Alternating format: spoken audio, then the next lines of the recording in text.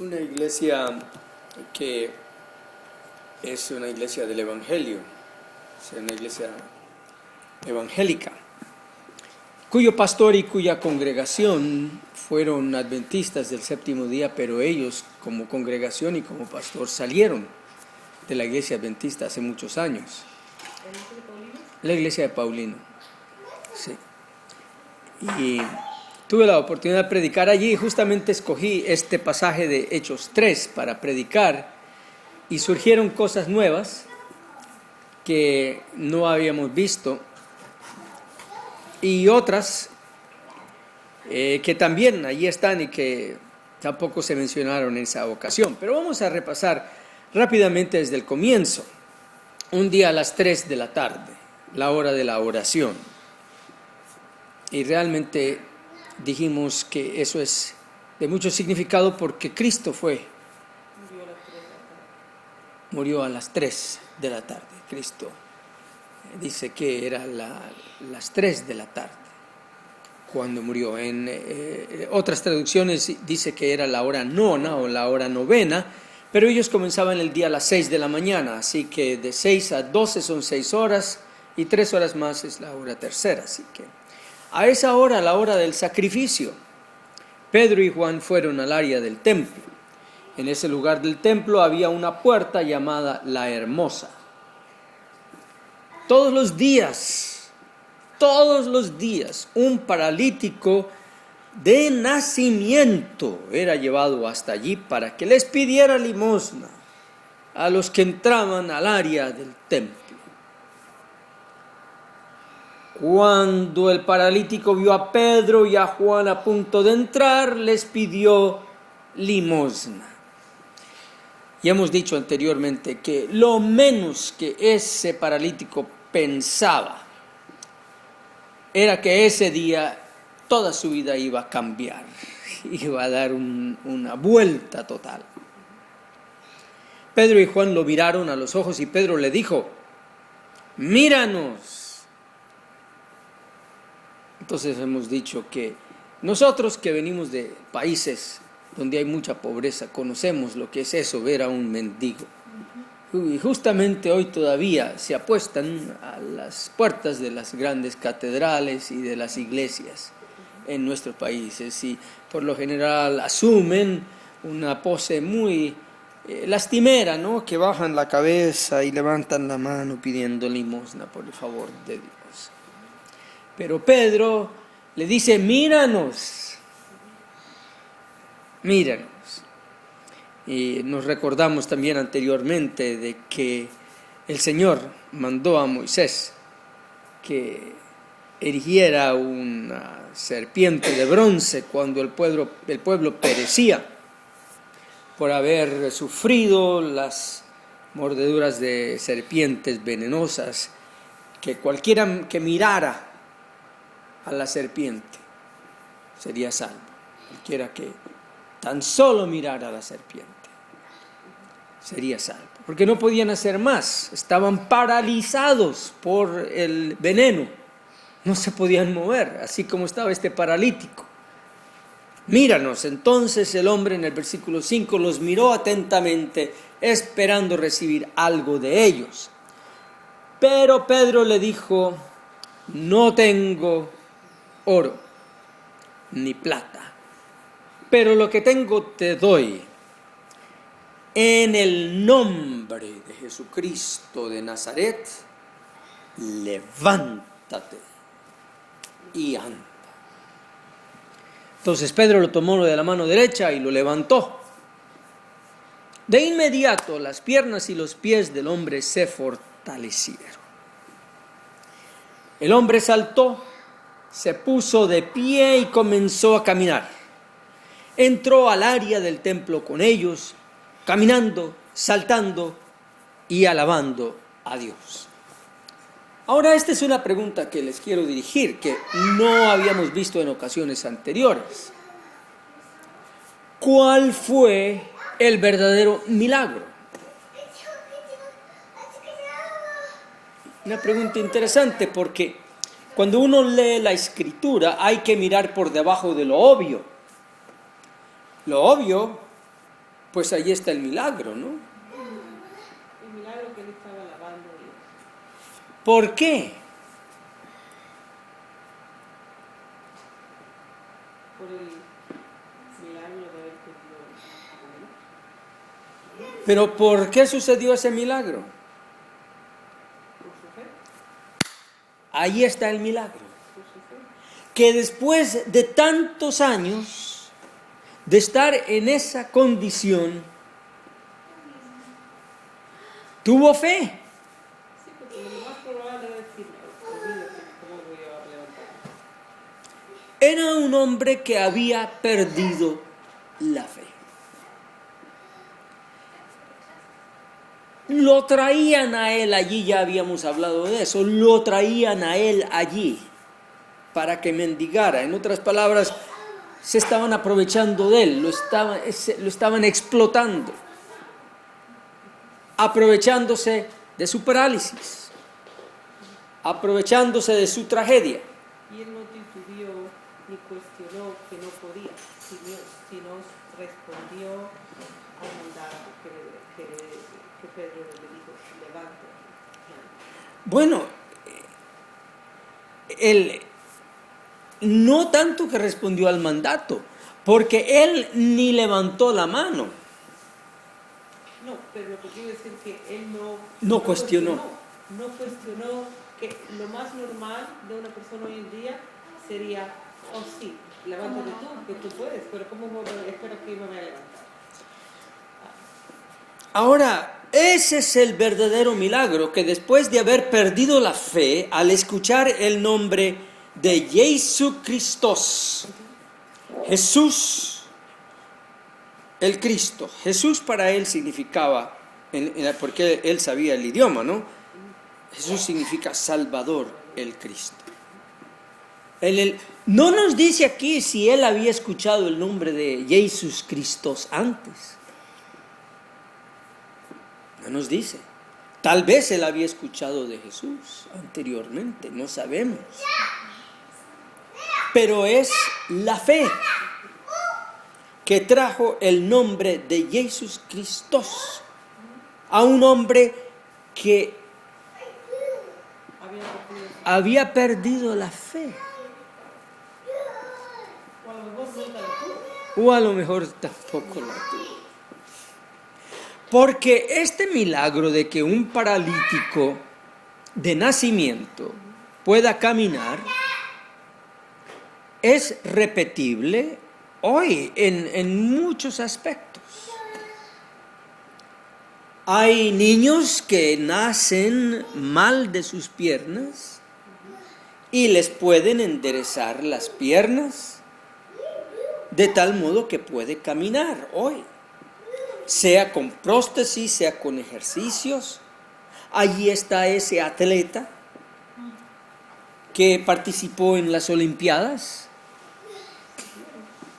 con unas piernas como unos pies y piernas postizas de prótesis. Y bueno, ocupó buenos lugares y se granjeó los aplausos y la admiración de la gente. Este hombre, pues tenía fe. La operación se le hicieron a los 11 meses a este hombre, que se llama Pristus, un nombre así raro, Pristus.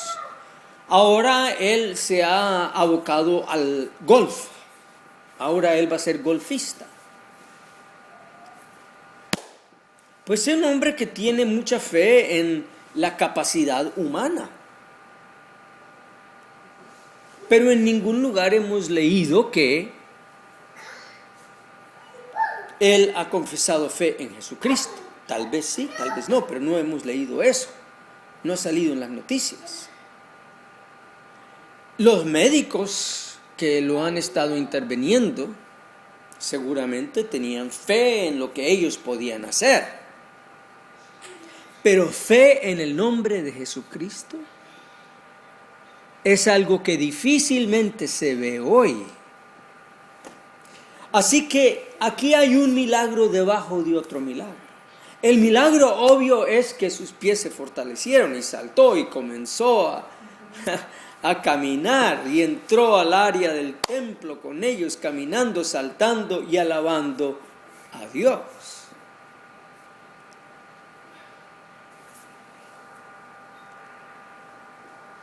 Cuando todos lo vieron caminando y alabando a Dios, lo reconocieron como el mismo hombre que se sentaba a pedir limosna a la puerta del templo llamada La Hermosa. Quedaron sorprendidos y asombrados por lo que había pasado. En el pórtico de Salomón, ¿sabes? Se fueron caminando y saltando. Desde la puerta de la Hermosa, que se llamaba La Hermosa, hasta el pórtico de Salomón. El hombre que había sanado no soltaba a Pedro y a Juan. Toda la gente, sin salir de su asombro, corrió hacia donde estaban ellos. Cuando Pedro vio lo que estaba pasando, les dijo: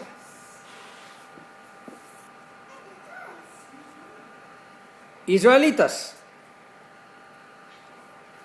¿por qué, mirando ahora a la izquierda, varones israelitas, por qué se maravillan de esto? ¿O por qué ponen los ojos en nosotros como si por nuestro poder o piedad hubiésemos hecho andar a este? Ahora, qué gran diferencia a lo que se escucha hoy en día. Hoy en día tuviéramos a Pedro diciendo, hablando de una manera, de esta manera, ¿no? Tenemos a los Pedros y a los presuntos Pedros y Juan que se ponen en la iglesia y dicen: hermanos, yo tengo ahora un ministerio de sanidad. El Señor me ha llamado como apóstol de sanidad. Y yo les voy a contar cómo Dios cambió mi vida. Yo, Pedro, era un pescador. Blasfemaba, hablaba mal, tosco, rudo, mugriento. Peleaba con los otros pescadores por los peces y les quitaba las redes y les robaba los peces a ellos. Y Juan decía: no, yo te gano, Pedro, porque yo era peor que tú. A mí me llamaban el hijo del trueno. Y yo también era pescador. Y yo blasfemaba más que tú. Pero miren cómo el Señor cambió nuestras vidas, que hoy tenemos este ministerio de sanidad. Y les pedimos que ustedes pasen adelante, porque nos hemos consagrado a este ministerio. Y así hay algunos que hasta se quitan la chaqueta y golpean a la gente, y con la chaqueta sanan a la gente. No sé si han visto eso en televisión: se quitan la chaqueta o se quitan el sombrero, y ¡fum, fum! Cae la gente así. ¡Uy, qué gran espectáculo! Ahora, eso es... Cuando hay milagros hoy, eso es lo que se ve, la gente hablando de ellos mismos. Pero aquí vemos el paralelo completamente opuesto. Aquí dice: ¿por qué Ponéis los ojos en nosotros? ponen sus ojos en nosotros? En otras palabras, él está tratando de distraer a la congregación y al pueblo que está dando de que los vean a ellos, sino de que vean en realidad cuál fue el milagro. Fue la fe en Jesucristo. Ahora dice: como si por nuestro poder o qué, O piedad. o piedad. Yo me pregunto, ¿acaso ellos no tenían piedad?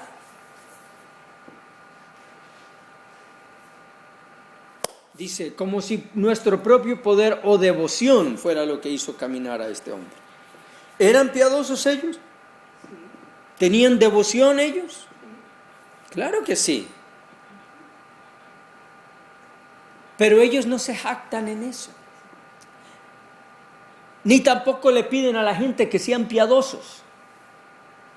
El testimonio es que nosotros recibimos una profecía de que este hombre paralítico era muy piadoso y que él estaba buscando al Señor. Lo vimos en visión, cómo este señor oraba y oraba y rogaba. Entonces fuimos dirigidos aquí por piedad de él o por la devoción de él. O fue porque nosotros estábamos orando, que Dios nos dirigiera a sanar a este hombre. Nada de eso. Dice, versículo 13, el Dios de Abraham. Me gusta cómo lo pone la versión aquí. Dios lo hizo. Dios lo hizo. El Dios de Abraham, de Isaac y de Jacob.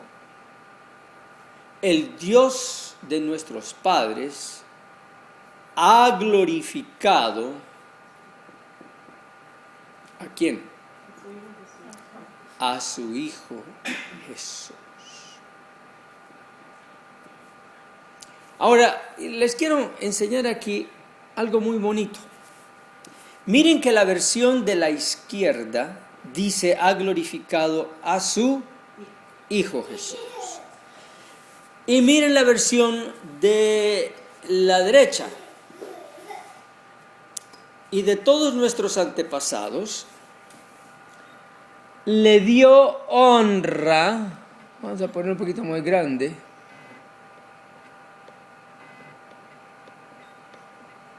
Le dio honra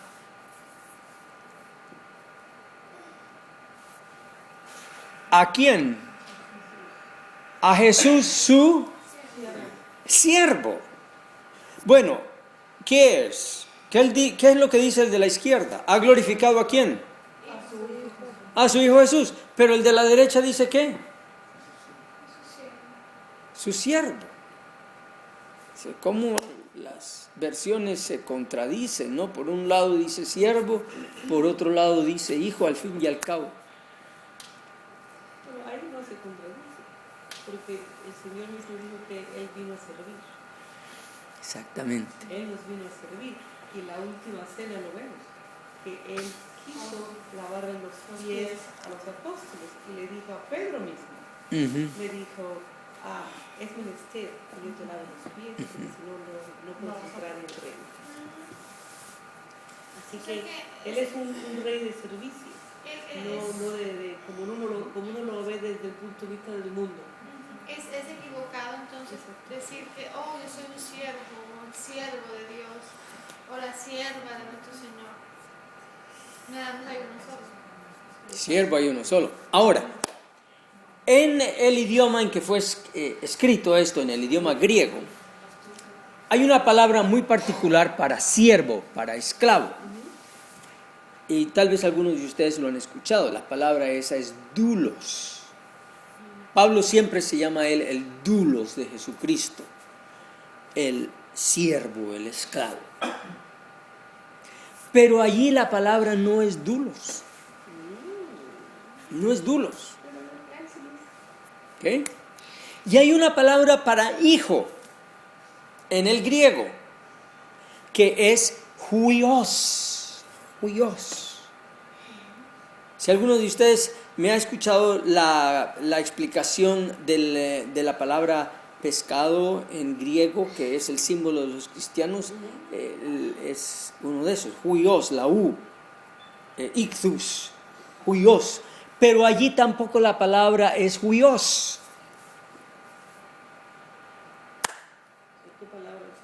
Entonces, ¿qué palabra usó el griego allí? La palabra es paidia. Y dicen, paidia. Pues claro, ¿quién va a ser? Paidia. Pero la palabra paidia es muy tierna. Es la palabra que se usa para un niñito. Exactamente. Es para un niñito que corre los mandados de su papá.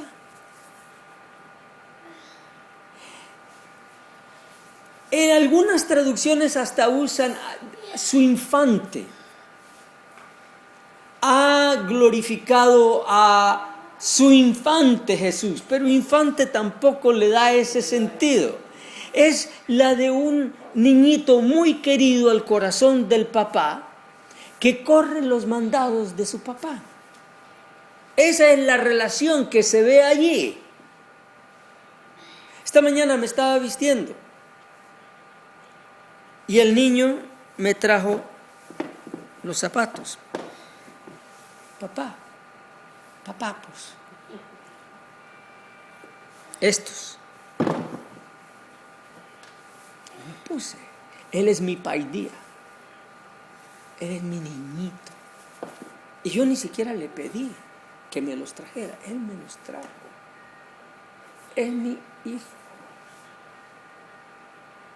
Y es, en cierto sentido, mi siervo. Papi, llévale el biberón, el tetero a tu mamá para que lo guarde. Y lo agarra él y sale corriendo. Se lo da a su mamá. No en todas las cosas es así, ¿no? Pero es una manera muy tierna de hablar de la relación que existe entre el padre y el hijo.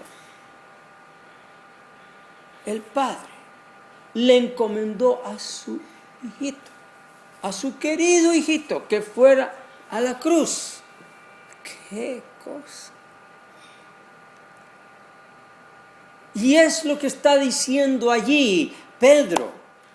Dios ha glorificado a ese Jesús que ustedes entregaron y negaron delante de Pilato cuando éste había resuelto ponerle en libertad. Es decir, Pilato vio lo que ustedes no vieron.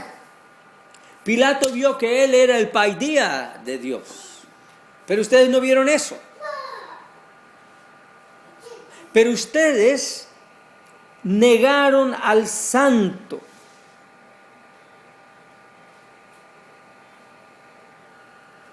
Y al justo, y pidieron que se les diera un homicida. Ahora, ese santo y justo, ¿ven allí esas palabras? Que lo subí demasiado. Al santo y al justo. Es algo muy precioso ver esa palabra santo.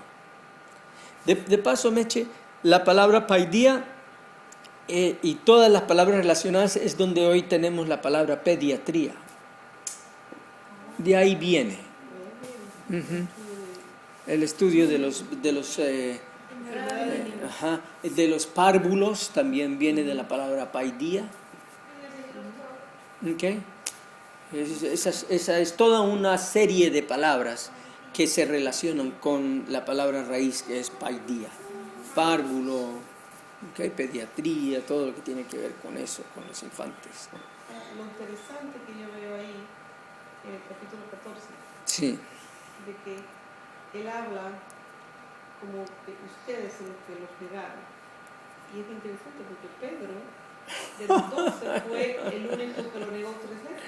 Es cierto. Y él se pone en el otro papel diciéndole a los como ustedes fueron los que los entregaron, y puede decir nosotros. Exacto. Ahí se le escapó a Pedro una memory recall de que porque 3 veces negar al Señor, y ahí se pone a regañar a sus compatriotas, ¿no?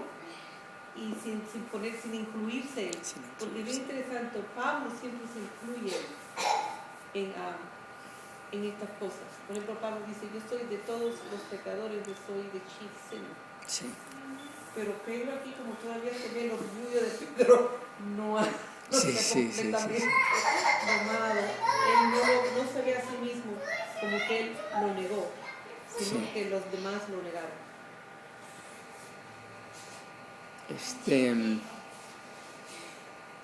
¿A dónde vamos aquí? Tal vez. Estamos en el 14:15. Estaba hablando del santo y justo, llegaste y pediste que diera un homicida. Estoy tratando de ver aquí un versículo, pero no lo Yo pensaba que lo había puesto, yo lo había podido haber subido al internet, pero no subió. Bueno, más vosotros, es un buen punto. Vosotros negasteis al santo y al justo. Ahora, nuevamente las palabras, de tanto escucharlas, pierden su filo. Las palabras, algunas de ellas tienen un significado muy poderoso, pero por el hecho que las usamos tanto, van perdiendo su filo. Pero a mí se me dio por leer toda esta sección en el idioma griego y resulta que allí la palabra santo es una palabra preciosa. Es la palabra hagios. Hagios, que en el griego santo es una cosa muy, muy especial, muy dedicada, muy pura.